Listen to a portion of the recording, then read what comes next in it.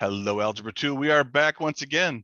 We are back with the quadratic formula. This is Quad 5, solving quadratics with or using the quadratic formula. What is the quadratic formula? That's a great question. We're going to get into that. You may have seen this already, and that's fantastic. Maybe the new addition to you might be that we're going to have some imaginary solutions to work with. Let's go ahead and get this started. We have a couple things we're going to look at. The first one is what's called the discriminant. The discriminant is b squared minus 4ac. Remember, this is assuming that you've got the quadratic in the form of ax squared plus bx plus c equals 0, right? The equation must be written in standard form, and it must look like this. It must look like this, or else it's just not going to work out, okay? You've got to have it. Ax squared plus bx plus c equals 0. Then you have to determine what are your coefficients. What is a, what is b, and what is c? Let's look, see what we got here. Once we figured out a, b, and c, we plug them into there. B squared minus 4ac. And then we use this discriminant to figure something out. If this discriminant is positive, that means we have two real solutions. In other words, it touches the x-axis. Our quadratic touches the x-axis at two real solutions, two real places, just like is shown on the graph. If the discriminant is 0, if b squared minus 4ac equals 0, that makes it one real solution. It touches it exactly 1 point, just like is shown on these two example graphs. The last case is the one that might be new for some of you.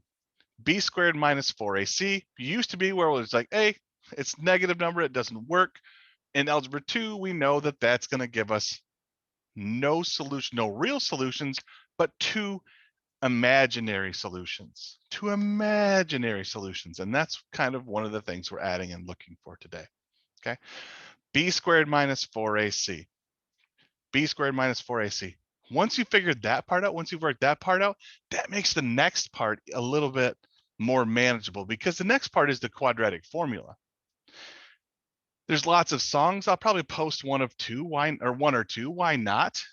X equals negative b plus or minus the square root of b squared minus 4ac all over 2a. All over 2a. All over 2a. What does that mean? Remember, you've got to have this written in standard form. Ax squared plus bx plus c equals 0. What are your coefficients and constant? What is a, what is b, what is c? And then we plug those in. You'll notice right here, right in here, b squared minus 4ac. What did we call that just a second ago? Yeah, we called that the discriminant. And that's what makes sense, right? Because if this value is positive, the square root of a positive number is positive, and we have two real solutions, plus or minus. If it is 0, the square root of 0 is 0. Plus or minus 0, if I add 0 or subtract 0, it doesn't change anything. It's just going to be one solution. And if that value is negative, if I've got a square root of a negative number, I've got to pull that negative part out, make that an I. That's our imaginary part. Okay. Best used when the equation is not factorable, okay? And let's say if you just have like 3x squared plus 15 equals a number, you don't have to use quadratic formula. You could, but you could use solving square roots. This is the one, however, that works every time. If you're just like, Mr. Raymond, I don't see it. This is on like standardized tests and stuff like that, right? I don't see it. This one works every time, no matter what A, B, and C are. Let's go ahead and take a look. First question says, find the discriminant of the following problems and state the nature and number of solutions. In other words, do you have two real, one real, no real, or two imaginary solutions? In this case, and then do a little quadratic formula and then sketch the graph. First example is x squared minus 8x plus 16 equals 0. Is this in the form of ax squared plus bx plus c equals 0? Yeah, it's something times x squared plus something times x plus another value equals 0. How many x squareds? What's my coefficient of x squared? Well, it's not there, which means I have 1. A is 1. B, how many x's? -8. What's my constant? 16. Remember discriminant. The discriminant is b squared minus 4ac. In other words, -8 squared minus 4 times 1 times 16. -8 times -8 is a positive 64. And then 4 times 1 times 16 is 64. You can think of that. That's how I do this, right? Think of this as 64 minus, and then I do this stuff over here. B times A, or I'm saying B squared minus 4, the 4 times A times C. So 4 times 1 times 16. 64 minus 64, which is 0. If my discriminant is 0, I have one real solution. One real solution. And what I like about this is it makes the quadratic formula a little less daunting, a little less painful to look at, right? Because our quadratic formula, once again, if I write that, x equals negative b plus or minus square root b squared minus 4ac, clap, clap, clap, clap, all over 2a.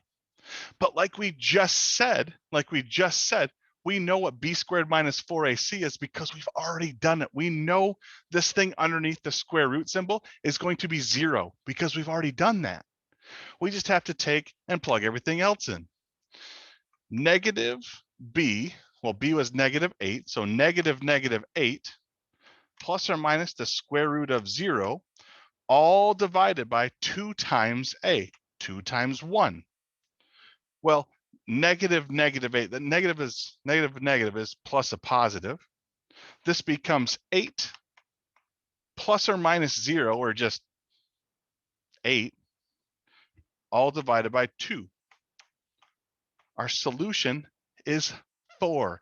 It touches 1 time on the x-axis.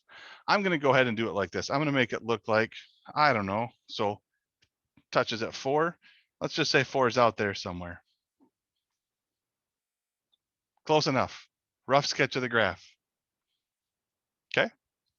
Touches 1 time at 4. Let's do one more together. Okay. We've got -5x squared plus x plus 1 equals 0. Is it in the form ax squared plus bx plus c equals 0? Yes. What is my coefficients and constant? My coefficient of x squared is -5. That becomes my a. My coefficient of x is just 1 because it's 1x. B is 1. And my constant, c, is just 1. Let's do our discriminant. Again, discriminant is b squared minus 4 times a times c minus 4ac. In other words, 1 squared minus 4 times -5 times 1. Again, 1 squared is 1 minus, and then I'm going to look here. What is 4 times -5 times 1? 4 times -5 is -20 times 1 is still -20. 1 minus -20, or 1 plus 20, which happens to be 21. That number is positive or greater than 0. Since that value is greater than 0, we have 2 real solutions. It touches the x-axis in 2 spots. 2 real solutions. Okay. Let's go ahead and move on to the quadratic formula. I've already got it written here. I'm not going to write it again. So we can see our values of a, b, and c. So x equals, or in this case, x equals -b, -1 plus or minus the square root of, and this is the nice part, we've already done the discriminant. We've already done that discriminant, right? That is square root of 21, all divided by 2 times a, which is -5. Well, the best we can simplify this is -1 plus or minus the square root of 21 divided by -10. 21, could break down into 3 times 7. None of those are perfect squares. We just can't do anything else with that. We just can't do anything else with that. All we know is that this touches the x-axis. This quadratic touches the x-axis in 2 spots. And since that A was negative, I think it's going to open down. It's okay if you don't see that. That's okay. I just want to kind of get some things in here. It's going to touch at 2 spots. Rough sketch. Let's see. I think one of these things is going to be positive and one's going to be negative. It's going to open down, something like that. Rough sketch. I didn't even do any values, just a rough sketch. Your job right now, your job is to do C, or the third one in this column. Okay, take care of the discriminant, take care of the quadratic formula, give a rough sketch.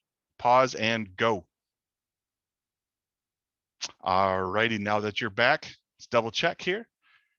A is 8. That's how many x squareds. B is 8, and my constant was 3.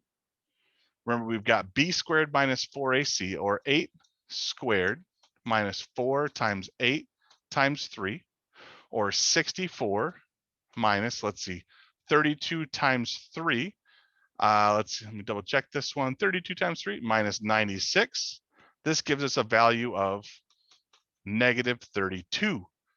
Since this is negative, I have 2 imaginary solutions. It does not touch the x-axis.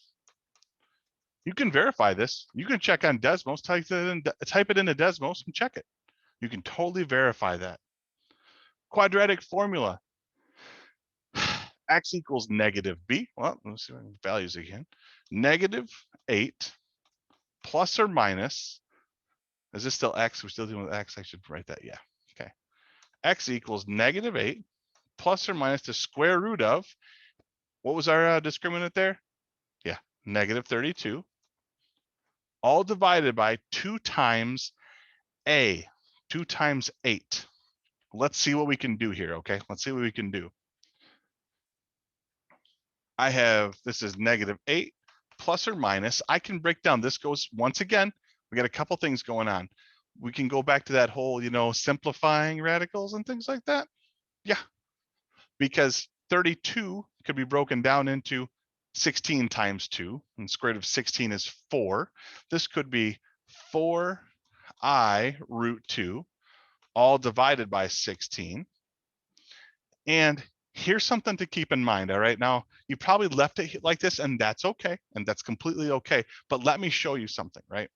Think of it like this. Think of this as like negative 8 divided by 16 plus or minus 4i divided by the square root of 2 divided by 16. Okay, that's one thing I'm going to look at here. You could simplify this as negative half plus 1 or I root 2 over 4. Or you could think about it like this. Look at the coefficient. Look at your constants here. I'm sorry. Constant coefficient. I've got negative 8, positive 4, and positive 16. What do all 3 of those? What's the greatest common factor of all 3 of those? 4. We could divide each of those by 4 to get a nice, concise answer. If I divided everything by 4, this would be like negative 2 plus or minus, well, that's just 1i, or I root 2 divided by 4. Again, I looked at 16. Whoops, let's try that one again. I looked at 16, 4, and negative 8. Oh, hold on. Let's try that one more time. And negative 8. What's the greatest common factor? Divide them all by it. Because this has 2 imaginary solutions, it does not touch the x-axis. There's my rough sketch of the graph. There it is. There it is. All right. Now that's just kind of you could totally plug that into Desmos and see what happens. I wouldn't fault you a bit for that. Here's your job now. We've got, this is also part of the guided notes. I am going to provide solutions on Google Classroom. You are going to attempt these and see what you get. This is page 3. This is page 4. Remember, on that page 4, put it in standard form first, so you know you got ax squared plus bx plus c equals 0. Make sure you got that arranged, okay? Take a look at that. With that said, that ends quadratic formula guided notes. Ask questions, work hard. You guys got this. Take care.